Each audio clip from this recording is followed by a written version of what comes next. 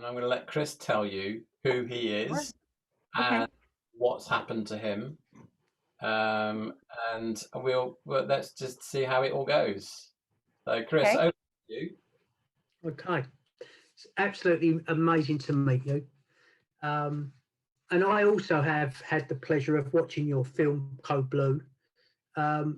You allowed plant-based professionals to premiere it some time ago. I believe you sat in on it, but something happened Yeah. with my internet and I couldn't actually be in the question and answer, but I thought the film was absolutely fantastic. Thank you. And we've now linked up on LinkedIn as well. Okay. Yeah, you I love that post that you put on there about, you know, we used to die of disease and stuff like that. Now we're dying of excess. I just thought, wow, that's just so much. I've got to share that, you know. So Thank you.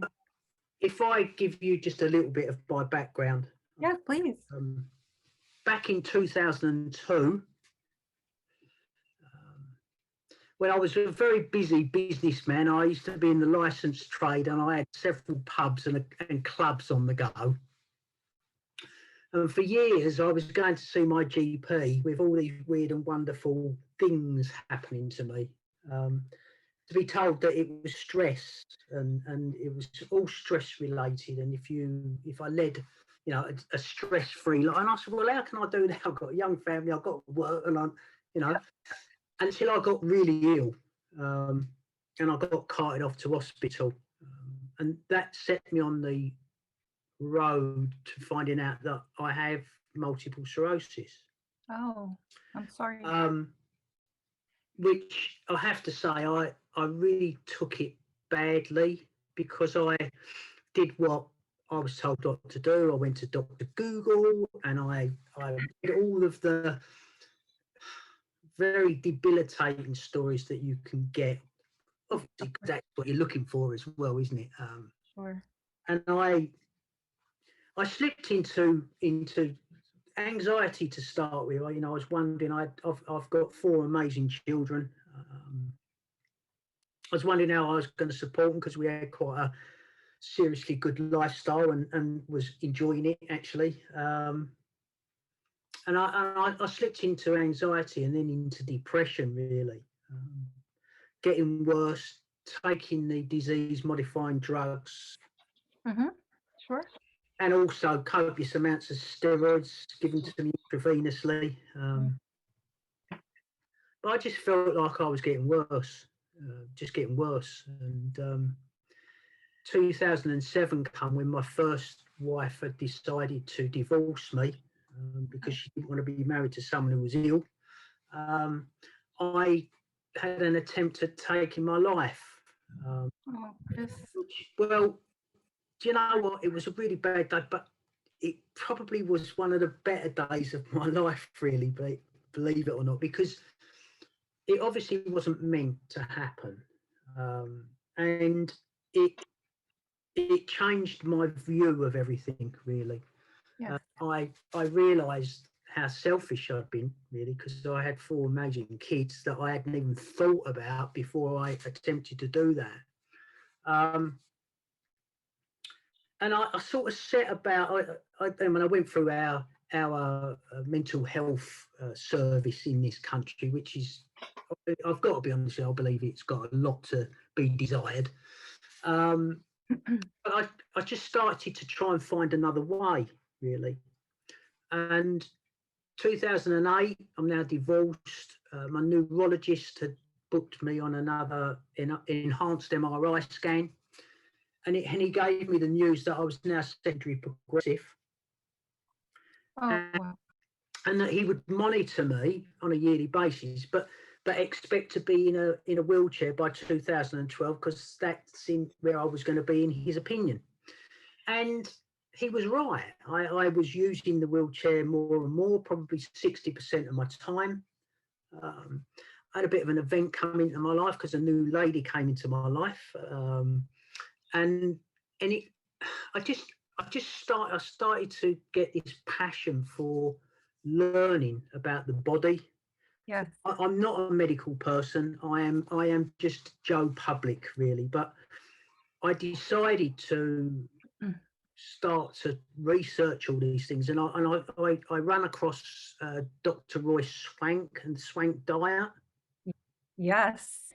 And I kind of signed up for that in a big way.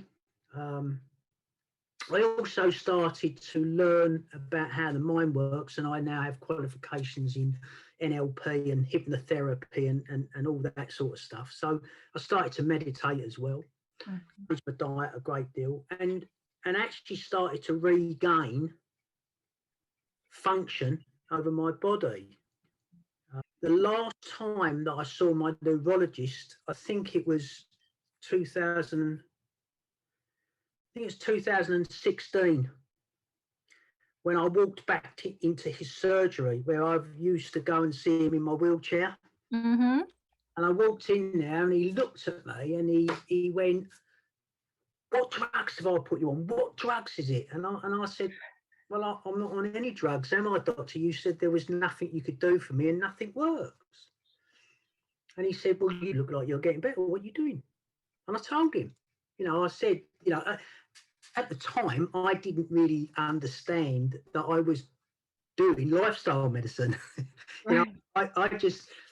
It just sort of dawned on me that what we consume is going to have an effect on my body. And I don't mean just what we eat, what we listen to, what we read, what we see on the television, all of that sort All of it. Yeah. And I just totally changed all of that. And I have to say, from that day on, I've never seen him since. Wow. He will not see me. He didn't want to know what. As soon as I told him what I was doing, he dismissed it. Yeah. I kind of think I'm going from strength to strength, but I'm not all about multiple sclerosis. It's for me. I mean, I'm so signed up for the lifestyle movement, and the only thing I really have got is a strong story and a big mouth. I'm always looking for opportunities to tell my story. Yeah. And hopefully encourage just one person in that audience to go, hang on, if he can do it, what can I do for myself, Yeah. And that's why I'm reaching out and trying to make all these connections with amazing people like you. Oh my gosh, Chris, you're filling my heart with joy. I can't tell you how much your beautiful story means to me. And I totally get it. It feels like everything that I experience. And I don't know if in 2018, I went to see my neurologist just as you did, the one that initially diagnosed me and told me I would be in that wheelchair. And I walked in quite gingerly without the cane or crutch. And the very first question he asked me, just as yours did, was, "What medication are you on?" And when I told him that I wasn't on any medication and that I was on this optimal lifestyle, that I was eating a really healthy diet and exercising and sleeping effectively, I went through all the aspects of lifestyle that are so important in that I've embraced and have led to this to a relatively healthy life. I have now been living with this disease for 25 years, and I'm medication free and disability free. And this morning I ran 5 miles. But just as your doctor, he was not happy with me. He was somewhat angry. And I showed up at his office because I actually wanted to film him for Code Blue. We were hoping to interview him because I wanted him to present his perspective. But he was very resistant, and he actually said to me that I was going to do damage by telling my story, which to me is, it's really hard to understand. I mean, there's ample evidence in the literature that speaks to the importance of maintaining a healthy weight, of exercising, of eating a diet rich in plant-based foods. We know that fiber is affecting the microbiome. There have been several studies that I was happy to share with him by email. But, I think at the end of the day, there are people that are stuck and they're unwilling to see anything but, their perspective. And that's regrettable. But the good news is that there are many physicians across the globe that understand and appreciate that this is an important aspect of healthcare that is being largely ignored. It needs to be incorporated into the foundation of the curricula of all medical schools. It is not currently, and that's really a big part of my initiative, is to assure that moving forward that we correct this. I mean, when I first learned about this connection, for me it was 2003 when I came across that inconsequential study where they took a small group of MS patients and they fed them a diet rich in blueberries, and the authors went on to conclude that this blueberry enriched diet was playing a role in the betterment of these patients. And I remember sitting in my office 2003. So at this point, I had been a physician for a decade. I was dual board certified in internal medicine and infectious diseases. I was a teacher to fellows, residents, medical students, and interns. And I knew nothing about diet and its role, not only in MS, but in chronic diseases that I was managing every day. And that was the tipping point for me, the catalyst that then led to the search in the literature. And like you, I came across Roy Swank's study published in New England Journal of Medicine in 1952. And in fact, I have it framed in my office here because it was such a meaningful turning point for me. I think that the American College of Lifestyle Medicine, as you know, Neil, if you were there in 2019, I think that year we had about 2,500 to 3,000. Yes, it was huge. Huge. The very first time I went to the American College of Lifestyle Medicine, I think was 2011, and there were probably about 70 participants. So there's tremendous growth. And I get email from the Japanese Society of Lifestyle Medicine, the Brazilian Society of Lifestyle, the British Society of Lifestyle Medicine. So, countries across the world realize that this is an important aspect that needs to be introduced into clinical medicine. So I think we're moving in the right direction. So that's the good news. But you need to share your story wherever you can and tell your truth, and you're going to help people. Yeah, I'm interested to get a sense from you, Saray. What was it you heard, apart from reading the paper around the diet? What else was it within you that you think has made a difference in your attitude towards the MS and turning your life around as well? Well, at the time, when I did the search in 2003, it wasn't just Swank. There were several other publications, particularly a Canadian study that I delved into deeply, that again sort of largely aligned with what Swank had asserted in that first paper.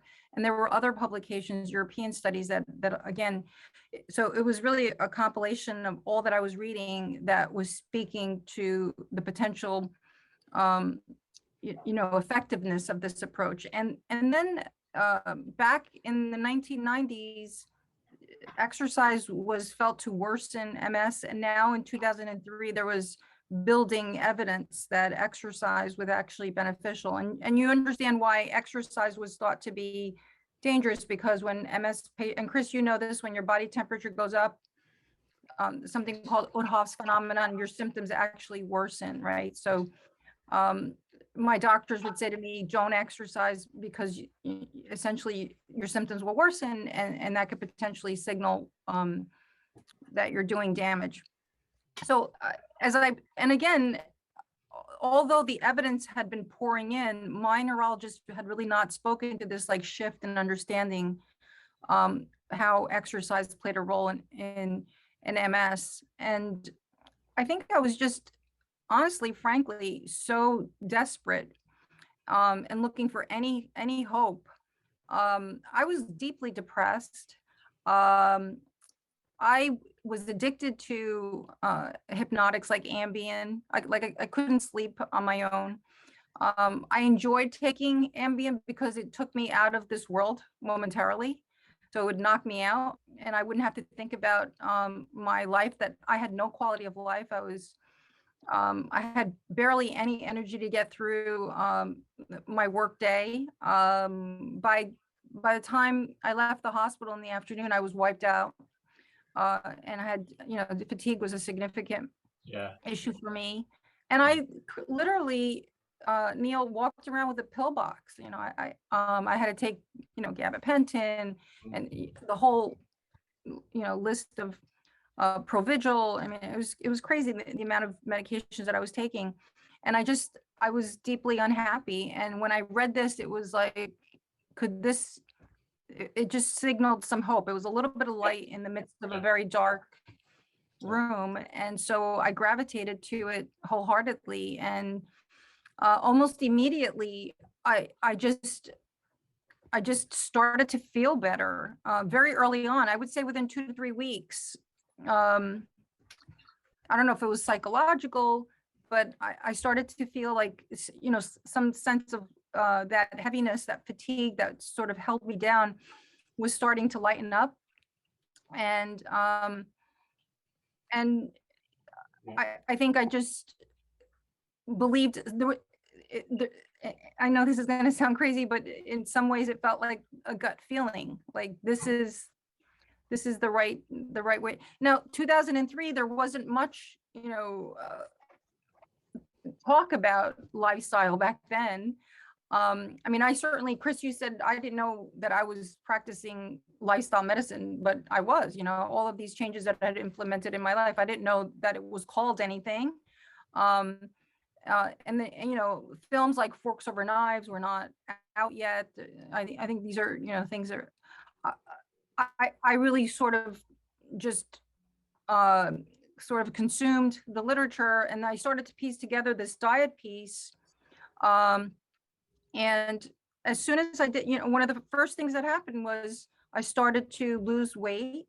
Not that I was ever incredibly heavy, but I had been very sedentary, and my diet was not the best. And I think within the first couple of weeks, I started to lose a little bit of weight, and that made me feel good. So that's interesting, because Saray, when I interviewed Chris several months ago now, Chris made a similar comment about losing weight, and there was a significance to him as well in terms of that loss in weight seemed to help a bit, from what I can remember Chris saying about that. So that's quite interesting that you've said something similar. Yeah, and for years I couldn't feel my legs. There was this heaviness, and that started to improve. Right. I started to do anything to around. Sorry, I was just saying, did you do anything around kind of the mindfulness angle and meditation, and anything to do with? Oh gosh, yeah, no, that was a big part of this. Was mindfulness and spirituality. I read a book in 2005 that really sort of helped me a lot, and it's a book that I probably revisit at least once a year because I think it's such a wonderful book. A New Earth by Eckhart Tolle. I don't know if you've ever read that book, but I would highly recommend it. It's a wonderful read. And I think, authors like Tolle really helped me to understand and see the world differently. I think my perspective changed. I learned that, suffering largely comes from resisting what is. Yes. When we accept whatever is placed before us, the suffering dissipates. It dissolves. And I think a lot of my suffering, a lot of the pain that I experienced was resisting. I was angry at first, Neil. I mean, I was this young woman, and I worked really hard. I'm an immigrant to this country. I worked really hard to get that degree. It was my dream to be a physician. And I was just at the precipice. I had that was my last year before I went on to my fellowship. And I felt like my world had been, the rug had been pulled out from under me, and I was angry that, it seemed very unfair. And so when I started to sort of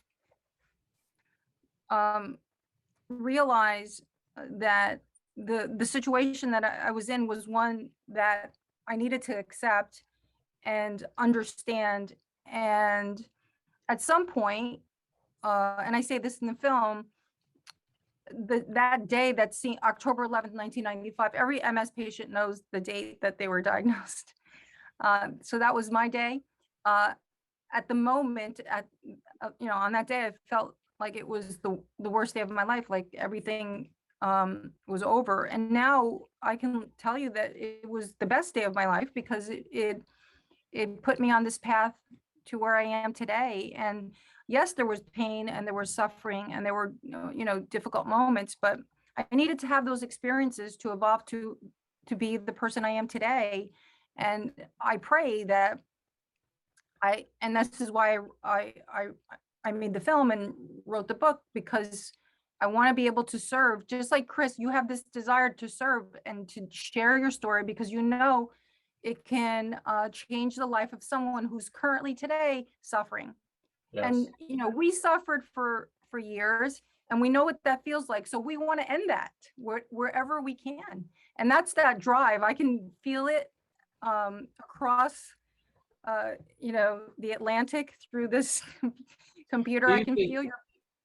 It's all right. And Chris, because it's something Chris said too. I get a sense from both of you that a significant moment for you both was when you took control of your situation. Oh, sure. And you realized that you had control of the situation didn't have control of you. That was huge. Yeah. I'm bigger than this. MS doesn't define me.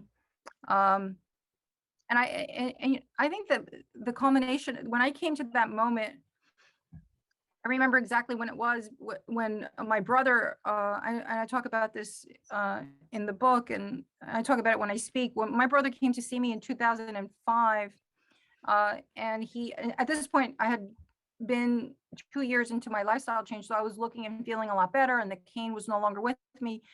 He lives in Los Angeles, so we live on opposite coasts, but he came to see me and he said to me, after sharing that he had recently run the Los Angeles Marathon, on that day, he said to me, I know this is going to sound crazy, but I think you should run a marathon. And I was angry when he said that to me, because I didn't, I was like, I have MS. MS patients don't run marathons. Like, I was offended. But he planted that seed, like, wake up. I was living my life like this woman with MS, and first and foremost. And so there were limitations that I had introduced, and it was so freeing, because I realized, you're Saray Stancic. You're not MS. Chris is dying to come in at this point. Chris, I'll tell you, what you're resonating so much with me. I mean, one of my pet hates, if you like, is that word suffering. Okay. Yeah. I actually think it should be deleted, and it should be people affected by MS, not people, because using the word suffering absolutely sets you up to go, well, I've got it, so I should suffer with it. I'm affected by it,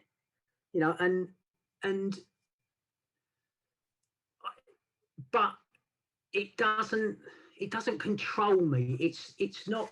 In fact, the massive change for me was when I said, actually, do you know what? MS, I've got MS, but it hasn't got me.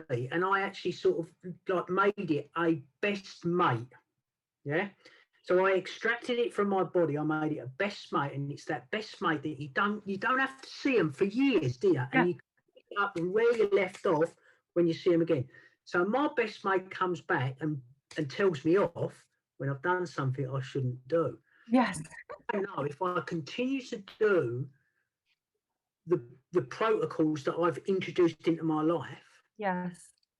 And actually, the thing I've got to say is that I had nothing to lose. I'd already reached secondary progressive. Yes. I was using a wheelchair, but there were no medical protocols for me in this country. Right. What did I have to lose? I had nothing to lose, but I had everything to gain. So it was a massive shift for me. But Yeah, you've got to I have mean, a I'm just going to just ask, because I know, Chris, you've mentioned that stress obviously makes a yeah, big difference Big to you, difference here. and obviously MS is an autoimmune condition, and clearly stress is going to trigger inflammation and can make matters worse. I'm going to read. I don't know whether have you heard of the book The Body Keeps a Score, Sarai? I have not, no. I think you will find it fascinating. I think Okay. it's a book that you should read. Um, it's amazing. It's by a guy called Bessel. I don't know it's a man or woman actually, but it's a Bessel van der Kolk. I think it's probably a Okay. man, Bessel van der Kolk. The Body Keeps a Score. I listened to it. I've been listening to it on Audible, and I'm going to read from a couple of papers that were triggered as a result of me reading this. And I'm absolutely fascinated by this because the T cells in the immune system Yes. are one of the major factors involved in MS. Okay, we know that. So these are two papers. One says symptom severity predicts degree of T cell activation in adult women following childhood maltreatment. Another one, cumulative childhood stress and autoimmune diseases in adults. Both of those papers are basically, one of them particularly was mentioned by the author in the book, that clearly some form of childhood trauma, whatever it may have been, can lead to major problems in a person's life much later on in For adult. sure. And I just wonder whether there's a significant connection between the fact that something may have happened in some people's cases in childhood and then potentially getting a diagnosis of MS later on in life.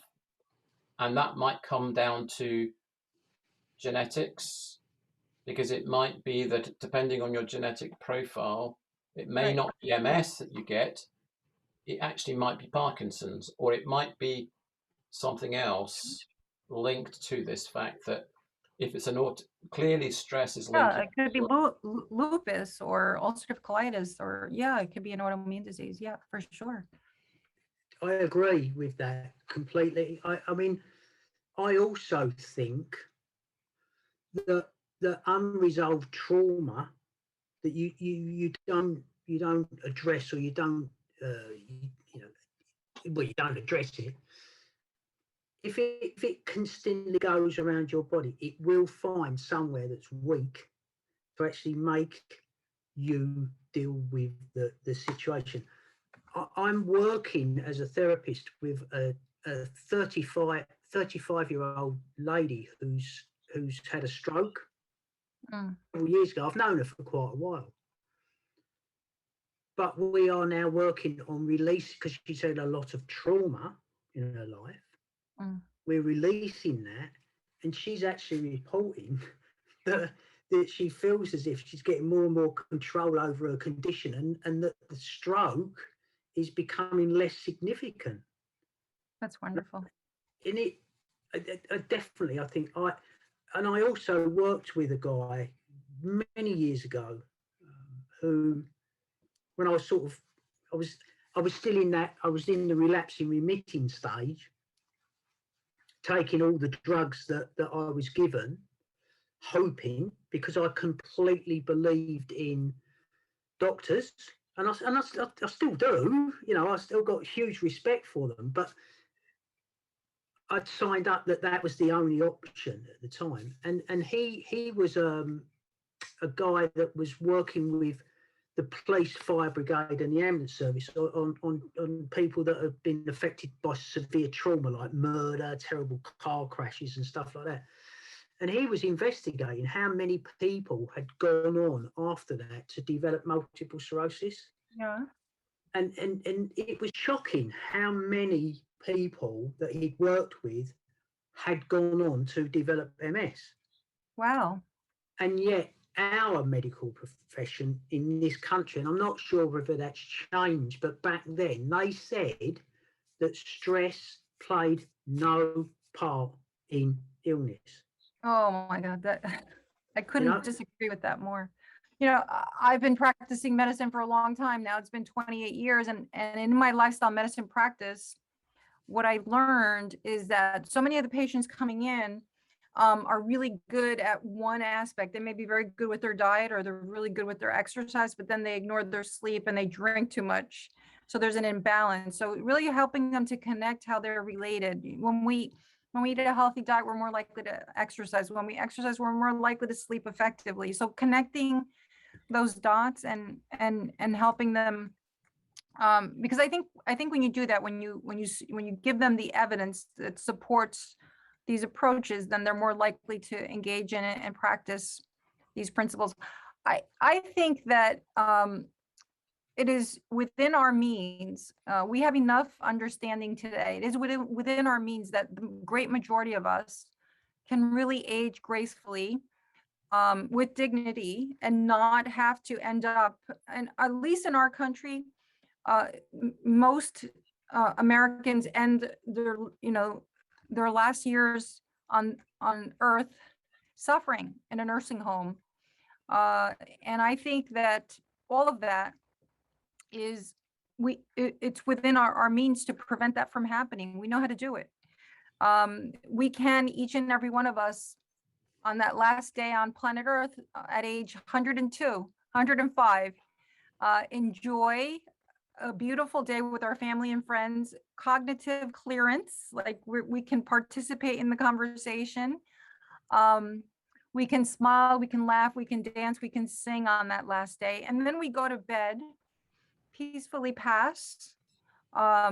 I think we can do that. And that's what I hope for everyone, so that, there isn't that ICU stay for 2 weeks, and that intubation, and it's not just you or the patient, the patient that suffers. It's everyone, your family, that has to witness it, that has to make those decisions about end of life.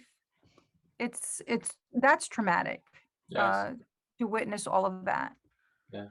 So, I mean, there's so many difficulties in that we live with day in and day out, right? There are so many challenges that I think it's so important that we try to bypass as many as possible. And I think if we live lives free of pain and limit, I don't even want to use the word suffering, Chris, because I know you don't like it, but oh my, imagine if we all could live to our greatest potential, what we could accomplish, how this earth would be a better place. And I think we have the capacity to do that. And it's particularly from my perspective, as a physician, and seeing that this all important approach is barely spoken of. It's just so it's hard to witness. How, having had and been diagnosed with MS and gone through what you've gone through, how has it changed, or has it changed your approach to dealing with patients? Oh, I mean, it's changed it completely. I practice infectious diseases for about 17, 18 years. I don't practice infectious diseases any longer. So about 10 years ago, I decided that I would leave infectious diseases and commit to delivering this message, both in clinical practice and in any other way I can. I mean, that's, again, the vehicles, the film, the book, it's about delivering the message, speaking engagements. It's about delivering the message, like whoever is willing to hear this message, I want to be able to tell the story, and not only, my personal story, but also the evidence from a medical perspective. So when I I give a talk and I talk about, there's two pieces to my life that have shaped who I am today. It's the patient experience, everything that we just talked about, and also my professional experience. I mean, I would commonly see diabetics with infected foot ulcers, osteomyelitis, and amputees and strokes. And then I would see them in the ICU status, when they develop the pneumonia. So that's my world, and witnessing all of that. Like, here's an example, right? Diabetes is a disease that is exploding in our country, and I'm sure it's exploding in yours as well. Yes. Yeah. The CD in our country right now, the rates of diabetes about 10%. And the CDC predicts that by 2050, by the time my son is my age, 30% of Americans will be living with diabetes. We have 170 medications approved by the FDA to treat diabetes. And this disease is exploding. Mhm. But we know, the scientific literature tells us, there are several publications, a Potsdam study is one that I have in mind right now, that 93% of diabetes is preventable by eating a healthy diet, one rich in fruits, vegetables, whole grains, by moving 30 minutes a day, so a walk every day, not smoking, and maintaining a healthy weight. Those who engage in those 4 healthy lifestyle behaviors, 93% of diabetes was prevented. Why is that not like the opening story on the evening news? I think the challenge is partly, Right. how do we change the dynamic, though, between the person coming in to see the doctor, who sees the doctor as the person who can provide the solutions, etc., to one whereby there's more ownership by the person coming in to the clinic, and more of a taking control of things for themselves, because all too More of a often partnership. yeah, exactly, it's partnerships, and all too often they're talked down to, Yeah. rather Well, than talked with. yeah. Well, I mean, the way I practice medicine is a partnership, right? It's about educating and empowering the individual and supporting them. This isn't easy. Behavior modification is not easy. The average patient that would come into my clinic was in their 4th or 5th decade of life. They've been doing what they've been doing for a long time, and I'm asking them to change something that they're just comfortable doing. But in order to do that, I need to show them. Because if I just say, do this and do that, because I'm Dr. Stancic, that doesn't work, right? The reason I want you to engage in this approach is because here's the evidence. Here, let me show you the diabetes prevention program, the study that was published in the New England Journal of Medicine. We saw that diet and exercise was twice as effective at preventing diabetes in those at risk compared to metformin, which is a drug that so the patients would come in and I share this with them, and they're like, oh my God, my endocrinologist never told me this. He just wrote a prescription for metformin. Yet we have a study published in New England Journal of Medicine, the gold standard, right? A randomized placebo-controlled study that clearly illustrates that lifestyle is twice as effective as a medication, but we don't talk about it. So so it's a different approach. And so this is the relationship that I would have with my patients. I would answer their questions, but it was a partnership. It wasn't a dictatorship. It was a partnership. And what happens, Neil, is that you then create this relationship of trust. And patients, when they have a trusting partnership with a physician or a healthcare professional, they're more likely to engage in those changes. And then, building the right practice that offers them this multidisciplinary approach. So lifestyle medicine, the best way to practice lifestyle medicine is with, that multidisciplinary approach. So a physician, maybe a social worker, a clinical psychologist, a health coach, an exercise physiologist, a team approach, so that we have a comprehensive support system in place with experts that patient. So we're making it easier for them to implement changes in their life. I'm conscious of the time, Yeah. But Chris, you probably got things you want to ask as well. Do you know, I'm just so in awe. I'm so made up to talk to you. I really am, and I love you. I love your book. Thank you. Keep doing what you're doing because you're doing a great job. Thank you, Chris. Well, we have to find a way how we can collaborate in some way. Well, that's what I was going to say. And if I can collaborate with you in some way, Yeah. you know, what I'm saying is I'm very open about my story. You know, I'm very open about my depression. I'm very open about my attempt at taking my life.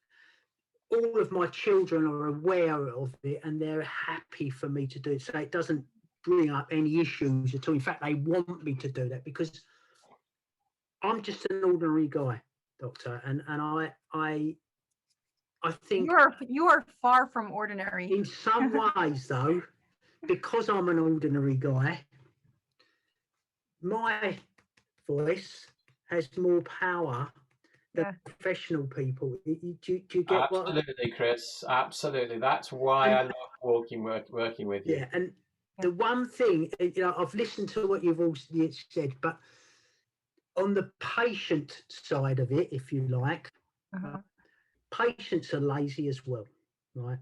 Because they want to live the life that they perceive that they want to live, that they're told through the media that they should eat. And I loved your post about Burger King being removed from that hospital. Fantastic, you know, but you know, they push down people's throats, you know, but they want to eat all them things, and then when something breaks, they want to go to a doctor and they want a pill. Yep. And then they don't want to do anything to change anything because it's effort, and they've got so used to that. What's that? There's two brothers, isn't there, on our television over here, the doctors. Oh, Chris and Zan. Yeah, well, one of them recently and just ate fast food. Yes, I saw that. Yes. Right, so they took a MRI scan of his brain before, and then at the end of the month, they took another MRI scan of his brain, and he'd grown new neural pathways in the brain that were connecting to his desire to eat those kind of fast foods. And it's become an addiction. It was like it linked with the dopamine system and and all that. That's what these foods have an effect on people. Right. They're addictive. Fast food is addictive, in my opinion. Yeah. Oh, you're absolutely right. Yes. You know, I think it's a combination of the fats and the salt and all that sort of stuff. I wouldn't eat it if you paid me, you know. I mean, I never really liked it that much before. I mean, my lifestyle was more booze and late nights and in smoky atmospheres and all that sort of rubbish, you know, because of what I did. But then what happened to me, I broke my leg and ankle. This was before MS, right? I broke my leg and ankle, and my ankle, my foot was pointing in the other direction. It was pretty bad. Yeah, it still makes me shudder a little bit. And I had a period of time in hospital where they had to screw it all back like that, to rebuild it and screw it back together. Yeah. That put my business in financial difficulties. And it was that increased, I believe, it was that increased stress came onto me.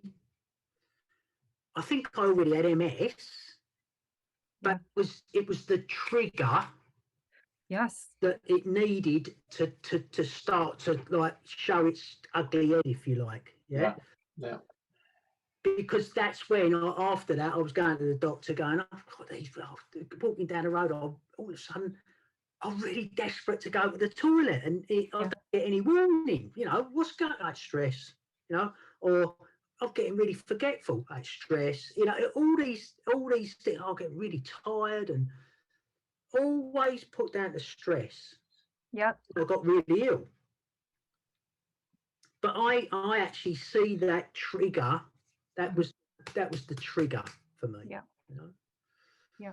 But yeah, to collaborate in some way would be absolutely amazing. All right. Well, I'm gonna think on this. Yeah, I'm gonna come up with a path for that to happen. that'd be great. Be there, Well, mate. I'll be there.